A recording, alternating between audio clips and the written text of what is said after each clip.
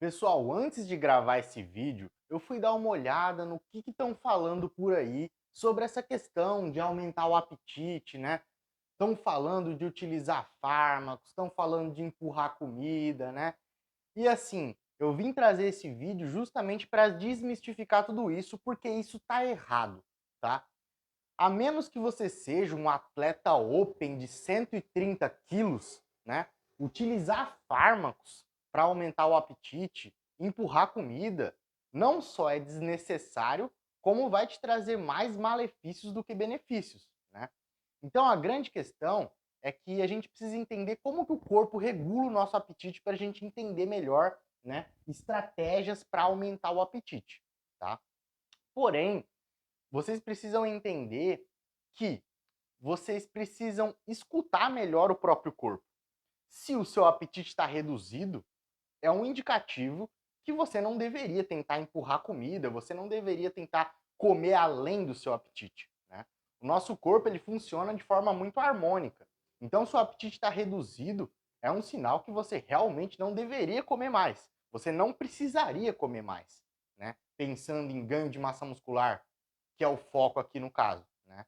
Que é um dos principais motivos pelo qual o indivíduo vai querer ingerir mais calorias, tá certo? Então, pessoal, primeiro, antes de mais nada, vamos entender como que o corpo regula o nosso apetite, né? Basicamente, a gente vai ter aí órgãos e tecidos periféricos, como por exemplo, o tecido adiposo, tá? Tecido adiposo, o intestino, tá?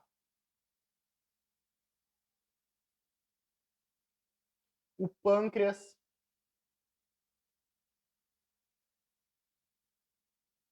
o estômago, tá? Esses são os principais órgãos e tecidos responsáveis aí pela regulação do nosso apetite. Esses órgãos e tecidos, eles vão liberar alguns hormônios, tá? Que a gente já vai falar sobre eles, que eles vão ou aumentar o apetite ou diminuir o apetite através de um estímulo para o sistema nervoso central, tá? Mais especificamente para o hipotálamo, tá? Então, esses tecidos aqui, eles vão emitir um sinal, tá? Através da liberação de um hormônio lá para o hipotálamo.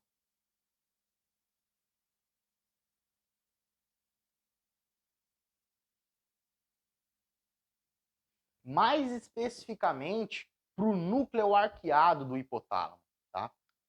Nesse núcleo arqueado do hipotálamo, a gente vai ter as vias orexígenas, tá? Que geram um aumento do apetite, e as vias anorexígenas, que geram saciedade, tá? As vias orexígenas, elas são estimuladas quando a gente aumenta o estímulo ali da proteína AGOT, tá? Do AGRP. Vou escrever aqui, tá? Vixe, acho que não vai ter espaço. Tá.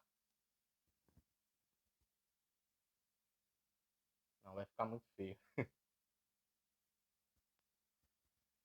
Então, beleza. Ó. Quando a gente fala das vias orexígenas, a gente tem ali o AGRP, que é a proteína AGOT, tá? E a gente tem o neuropeptídeo Y, tá? Isso aqui são neurônios que vão estar nessa região do hipotálamo, que quando estimulados, eles vão aumentar a fome, tá? Eles vão participar das vias orexígenas. E ao mesmo tempo, a gente vai ter ali outros neurônios ali, que são chamados de PONC, proopiomelanocortina e CART, que é o transcrito regulado por cocaína e anfetamina, tá certo? Então, esses neurônios aqui, quando ativados, eles vão gerar saciedade, diminuição do apetite, né? Vão ativar as vias anorexígenas, tá certo? Então, olha só, a gente tem os tecidos periféricos que liberam esses hormônios aqui, ó, esses aqui em vermelho, tá? Por exemplo, grelina, liberada pelo estômago. CCK, colecistocinina, né? GLP-1, que é o peptídeo semelhante ao glucagon 1. Peptídeo YY, leptina, insulina, amilina, né? No caso, esses aqui são produzidos pelo intestino, tá? CCK, GLP-1 e PYY. Leptina, produzida pelo tecido adiposo. Insulina e amilina, produzidas pelo pâncreas, tá? Então a gente tem esses hormônios liberados por esses órgãos e tecidos que vão pela corrente sanguínea lá para o sistema nervoso central e vão se ligar nos seus devidos receptores no hipotálamo, no núcleo arqueado do hipotálamo, e aí eles vão ativar ou as vias orexígenas ou as vias anorexígenas, tá? O único hormônio de todos esses aqui que vai ativar as vias orexígenas é a grelina, tá? A grelina é o único desses hormônios que aumenta o apetite, tá? Todos esses outros hormônios vão gerar saciedade, vão ativar as vias anorexígenas, tá? Vão estimular PONC e CART, gerando saciedade, diminuindo o apetite, tá certo? Então, olha só, qual que é o ponto aqui, né? Existem várias estratégias para a gente favorecer o nosso apetite, né? Estratégias dietéticas mesmo, de manipulação da dieta. Por exemplo, olha só, a gente tem a grelina. A grelina, ela é liberada pelas células do fundo do estômago quando o estômago está vazio, tá? Então, você não está se alimentando, é um estímulo do corpo para fazer com que você se alimente, né? Então, as células do fundo do estômago começam a liberar grelina e aí você aumenta o apetite e aí você tem fome, né? Você vai buscar comida, tá? Então, pensando nisso, quando o estômago está cheio, a produção de grelina ela diminui, né? Ou seja, uma estratégia, por exemplo, para você favorecer o apetite é você utilizar refeições mais leves, por exemplo, com menos fibras, proteínas e gorduras, já que esses macronutrientes eles vão fazer com que o tempo de esvaziamento gástrico fique maior, né, com que a digestão fique mais lenta. Lentificando o processo digestivo, né, o estômago vai ficar mais cheio e aí você tem menos liberação de grelina. Se você faz uma refeição mais leve, que tem uma digestão mais rápida, o esvaziamento gástrico ele vai ser mais rápido e a produção de grelina vai aumentar mais rápido também, você vai ter mais fome mais rápido, tá? Então essa é uma das estratégias, por exemplo, né? Pensando agora na colecistocinina, no peptídeo semelhante ao glucagon 1 e no peptídeo YY, que são produzidos pelo intestino, né? Uma estratégia também para você favorecer o apetite, pensando nesses hormônios, é o quê? Por exemplo, os macronutrientes que mais estimulam esses hormônios são as proteínas e as gorduras, né? Então, você utilizar uma dieta com gordura mais baixa, proteína um pouco mais baixa, no limite ali, né? Até porque a gente sabe que num contexto de superávit calórico não tem por que ficar mandando altas quantidades de proteína, já que você já tem uma diminuição da degradação proteica muscular por conta do aumento de calorias, e pensando também que você não vai aumentar a síntese proteica muscular por mandar mais proteínas, você manter ali a quantidade de proteínas da dieta entre 1,6 a 2 gramas quilo no máximo, né? Porque quando a gente pensa em ganho de massa muscular, os estudos indicam aí entre 1,6 e 2,2 grama quilo de proteína por dia, né? A gente pode manter isso um pouco mais baixo, às vezes até 1,5 grama quilo, a depender do indivíduo, se ele tem mais dificuldade com o apetite, né? Então isso vai ser mais vantajoso. Então, se a gente usa uma dieta com menos proteína e gordura, priorizando carboidratos, a gente vai diminuir a liberação desses hormônios, favorecendo o aumento do apetite, tá? Outro ponto também é o seguinte, quando a gente pensa nesses, quando a gente pensa na estrutura de macronutrientes da dieta, né? Você priorizar carboidratos não é interessante apenas pensando no aumento do apetite, né, em favorecer mais o apetite, mas também pensando em minimizar o acúmulo de gordura, já que o carboidrato ele gera menos acúmulo de gordura do que as gorduras, por exemplo, né? E também para favorecer a performance nos treinos, já que você vai utilizar o carboidrato que é estocado no seu músculo sob a forma de glicogênio muscular como principal combustível energético no seu treino de musculação, né? Então, por isso que é muito mais vantajoso você utilizar uma quantidade maior de carboidratos em relação a proteínas e gorduras num ambiente de superávit calórico, num bulking, né, visando priorizar o ganho de massa muscular, tá certo? Agora, pessoal, chega o ponto chave dessa discussão toda aqui, né?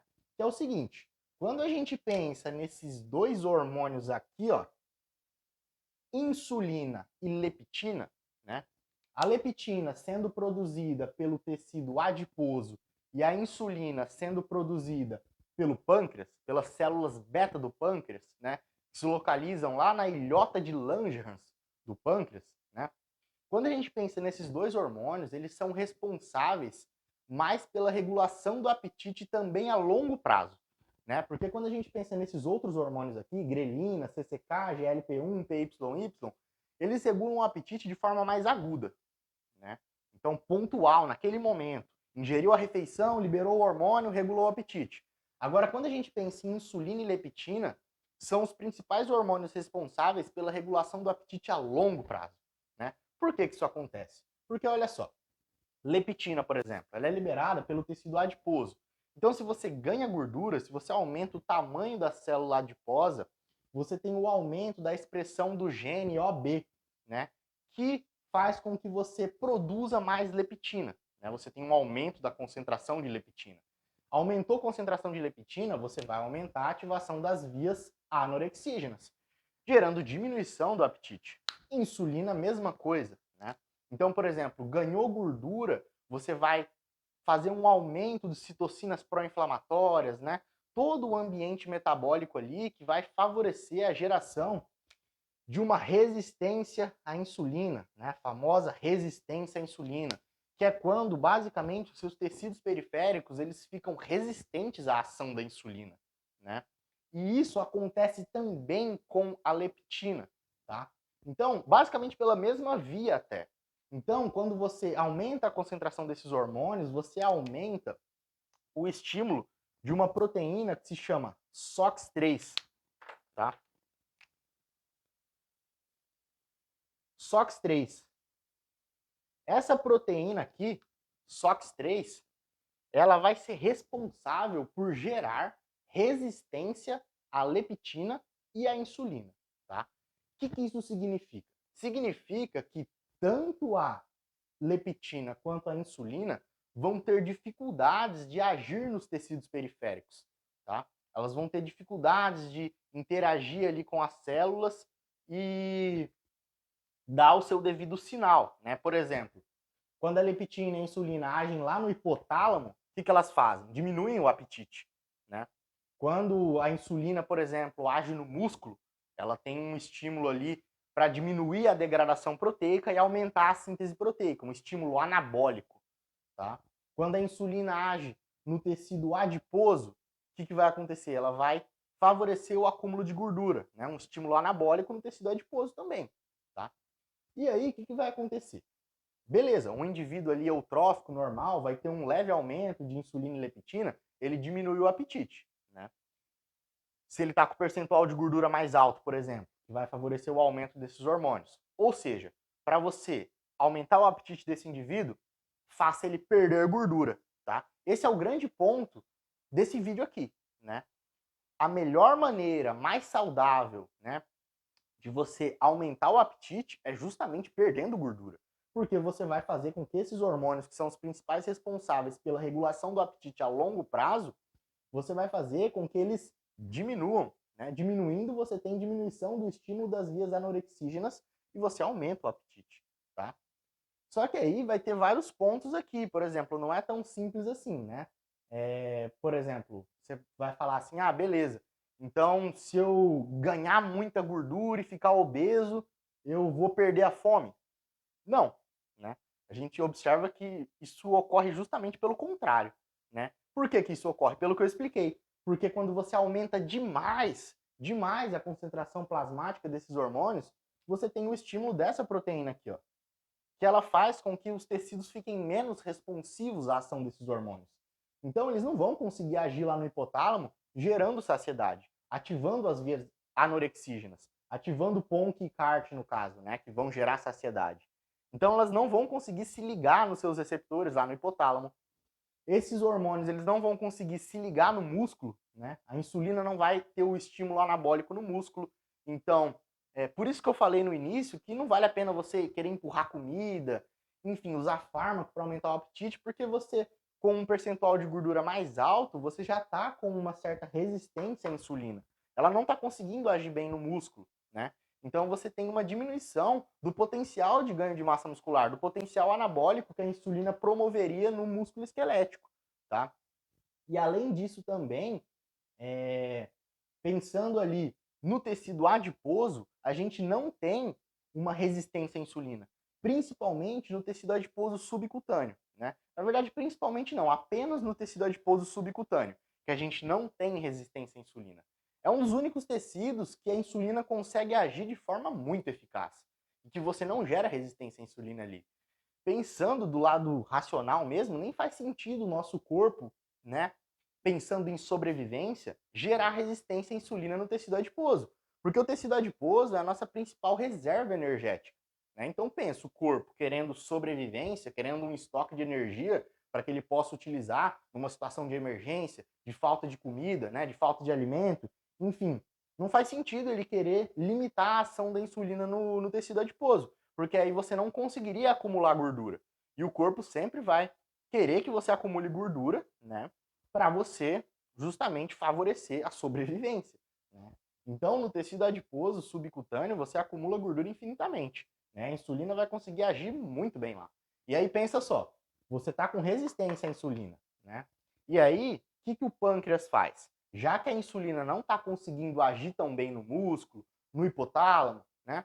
O pâncreas libera mais insulina, aumenta a liberação de insulina, porque fala, pô, a insulina não está conseguindo agir bem, então eu vou aumentar a liberação para tentar compensar isso, né?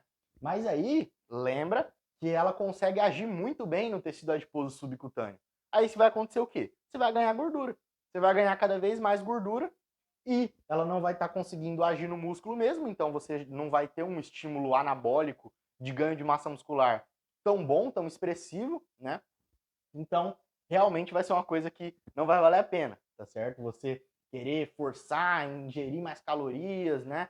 Usar fármaco para aumentar o apetite. Então, assim, primeira coisa que você tem que pensar, o apetite está diminuído, primeira coisa, seu percentual de gordura está bem baixo? Provavelmente não, na verdade, provavelmente não, com certeza não está. Porque não tem como, literalmente, você tá com o percentual de gordura muito baixo, tá só com a pele aqui mesmo, ali no abdômen, e tá com o apetite diminuído. Isso é impossível, né? Porque justamente, pensa só, esses hormônios, eles geram saciedade, né? Então, você diminui o percentual de gordura, você diminui insulina e diminui leptina, né? Diminui leptina por quê? Porque ela é produzida pelo tecido adiposo. Diminuiu o tamanho da célula de gordura, você diminui a expressão do gene OB, que regula a produção de leptina, e diminui a concentração de leptina no sangue, né? Pensando na insulina, o que vai acontecer? Você aumenta a sensibilidade à insulina quando você perde gordura. Você diminui a inflamação, diminui a liberação de citocinas pró-inflamatórias, como TNF-alfa, interleucina 6, interleucina 1 beta, resistina, PAI-1. Todas essas citocinas pró-inflamatórias são liberadas principalmente pelo tecido adiposo. Então, quando você ganha gordura, você libera mais essas citocinas e elas vão gerar a famosa resistência à insulina que eu falei, né? Todo o processo de ativação da proteína SOX3, enfim, né? Que vai dificultar a ação da insulina nos tecidos periféricos, tá? Então, pensa justamente dessa forma, né? O indivíduo ali está com o percentual de gordura mais baixo, tem menos concentração desses hormônios, logo, ele estimula menos as vias anorexígenas, que cortam o apetite, né? E ele vai aumentar a fome. E do contrário, né? Pensando no caso do indivíduo que está com percentual de gordura baixo, ele aumenta o apetite por quê? Porque ele está com níveis baixos desses hormônios. Agora pensa no outro extremo, né? Da mesma forma, o indivíduo obeso, ele também aumenta o apetite. Mas por quê? Porque ele tem tanta leptina e insulina que ele cria resistência a esses hormônios, como eu expliquei aqui. E aí esses hormônios não conseguem agir no hipotálamo e também não geram saciedade, tá? Só que aí, quando a gente pensa no intermediário ali, que ele não está nem obeso e também nem com percentual de gordura tão baixo, ele vai tender a ter o apetite mais reduzido. Por exemplo, um falso magro, né? O indivíduo iniciante ali, que está começando a treinar, aí colocam na cabeça dele assim, pô, você tem que comer muito, tem que sair comendo de tudo, né? E isso tá errado, não precisa disso, né? Você tem que aprender a escutar melhor o seu corpo. Se o seu apetite está reduzido é porque você não precisa daquilo, né? Você precisa comer uma quantidade ali de calorias que te permita ganhar massa muscular e perder gordura ao mesmo tempo. Isso é o ambiente mais ideal para a maioria dos iniciantes, né? Não querer focar em um processo só, não querer fazer um déficit calórico muito extremo, porque isso até vai fazer você perder gordura, mas vai limitar muito o ganho de massa muscular. E também não querer sair comendo de tudo, fazendo um superávit calórico absurdo, porque isso vai fazer com que você ganhe muita gordura, né? E vai piorar mais ainda todo o ambiente, porque você vai começar a limitar cada vez mais o ganho de massa muscular, gerar mais resistência à insulina, enfim, né? Então, esse indivíduo ali que está no meio, que não está nem com percentual de gordura muito baixo e nem muito obeso, ele vai ter mais dificuldade com o apetite. Provavelmente quem está procurando um vídeo, né, com esse tema aqui, com essa temática, é esse tipo de indivíduo justamente, mais iniciante, um falso magro, né, que tem bastante gordura acumulada na região abdominal, mas que ele não tem uma quantidade tão grande de massa muscular, né? Então, justamente, qual que é a melhor forma desse indivíduo aumentar o apetite?